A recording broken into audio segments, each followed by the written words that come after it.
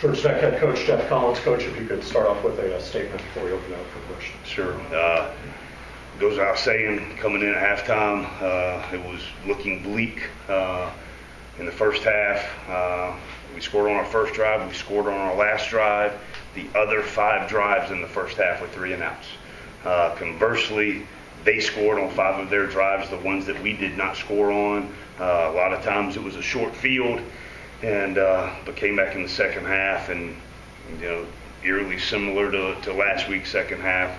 Had a good performance, offensively and defense. Really proud of the guys, how they fought and battled when a lot of programs in that situation wouldn't do that. So with that, I'll open it. Questions? Questions? It seemed like you had a hard time getting stops in the first half on defense, no punts, and kind of what do you put your finger on as the issues defensively? I mean, first of all, give them a lot of credit. They've got a good offense. They do a really nice job schematically, and we just got to generate more stops, get off the field on third downs, and it was much better than it had been. Then they had 3 fourth down conversions, I believe, and just understanding the situations and getting off the field.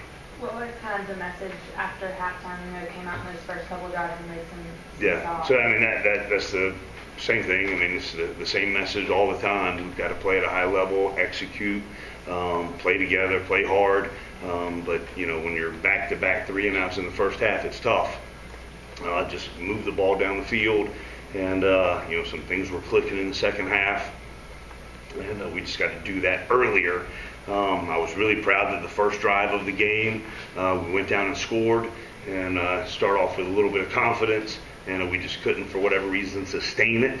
And that'll be the challenge moving forward, in the offense. Yeah. Right. I imagine with James getting his second start, the one thing you're looking for him moving forward will be to be more consistent. I mean, he had another career high passing game today, so if he can just settle in and make that stride every week. Right. Yeah, and that's true. And I think the O-line, I mean, they've got an unenviable task. I mean, it's complete philosophical shift in every single look. They were doing a lot of prowler, which is 3 down, and they were moving a guy around a bunch. So every new look, every day, just as a new experience for the O-line. They're getting better as the game went on. They saw a new front, some new pressures, and just takes a little bit longer to get adjusted to it. We're blessed that we have Brent Key coaching our offensive line, making the adjustments to getting the looks cleaned up. But just every single experience, every protection, every new blitz package that people bring that we haven't, that's unique, Eventually, it's not going to be the case. We're going to have seen it 100 times and be wired and be ready to go. But just the way they kept battling, I think that group in there is very, very special to me. They do what we ask them to do. They come to work every day. You guys were there Tuesday and Wednesday. Attitude in the locker room, the way they work, the way they compete. Their processors are getting cleaner every single week. I'm just excited for them, for it to pay off on the scoreboard, and it's coming, but we just got to keep doing it the right way, not take any shortcuts, and keep getting better. There were 2 plays that were pretty costly, the 4th and 1 and then the block punt. I was curious what you saw on both. Yeah, so the 4th and 1, it was early in the game, or was it in the first half? We were down. We told them from the jump that we were going to be aggressive. We were going to attack success, and we needed to make a play. We didn't. We didn't convert. Then they had a short field, and they went down and scored. But we told them every single day this week that we were going to attack success. We were going to take chances, and for me to say that and then us be fourth and a foot and then not, then I'd be hypocritical. And I did not want to do that. I wanted to go try to get the thing going. It didn't happen. The frontside linebacker got a run through on the power, made a really nice play, and and then we had a short field and gave up a touchdown. And so unfortunate, but we went into the game wanting to go attack success, and we came up short. You're halfway through the season now. What aspects of your team would you say have improved from the beginning until now? Everything. Yeah. Everything. And this is a monumental shift that has existed in the last 40 years of college football. Everything has improved. I hate that the scoreboard doesn't show it. I hate that the record book doesn't show it. But every single phase of this football program has improved. And there's still a lot of work ahead of us. You can't discount the monumental transformation that's taking place. And the guys are coming in with an unbelievable attitude. They're working to get better.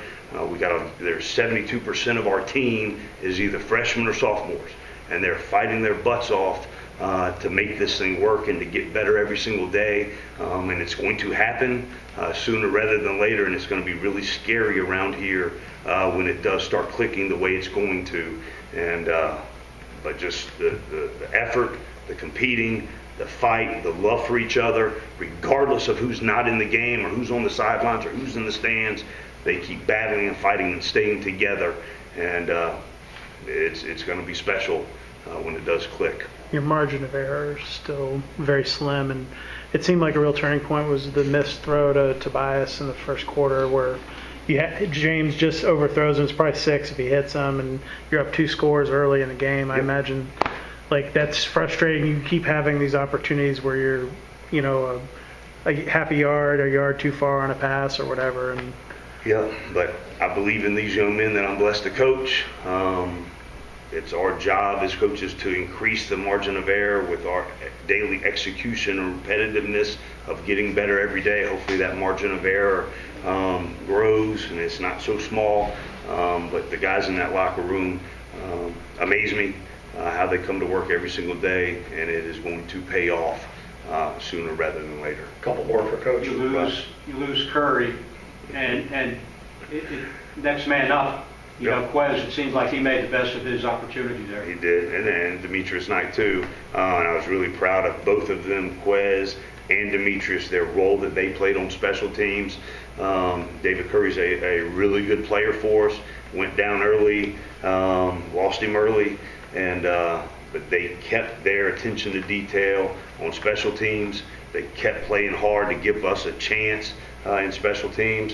Jerry Howard, hats off to him on the blocked punt. We had that wired. Actually, every time we practiced it this week, the other 2 guys that were the ones that blocked it every day. Jerry never blocked it in practice this week, and then he's the one that gets the block today. And that's just, we said, do your job. There's 3 of us that are coming at the point of attack.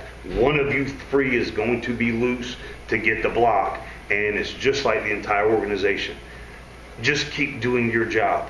Just keep executing at a high level. Success is going to come. And Jerry Howard, in that moment, is the epitome of that philosophy, that he was able to do that, came free, executed his assignment technique, did the one-hand stab just like we teach in our pump block circuit every Wednesday, and it paid off for us. Is there something to be said about the resolve of this team? I mean, the last 2 games easily could have been really lopsided, but the second half of both games you've outscored the opponent and played much better. That seems like a coaching / player thing. The thing that you guys have asked since day one is the buy-in factor. And I think those kind of examples, actions speak louder than words. And for them to come out there in the second half and battle the way they did in some adverse circumstances. Now, obviously, they were self-inflicted, and then give credit to Duke as well. They played a good game. They played a really good first half, so they capitalized on our mistakes.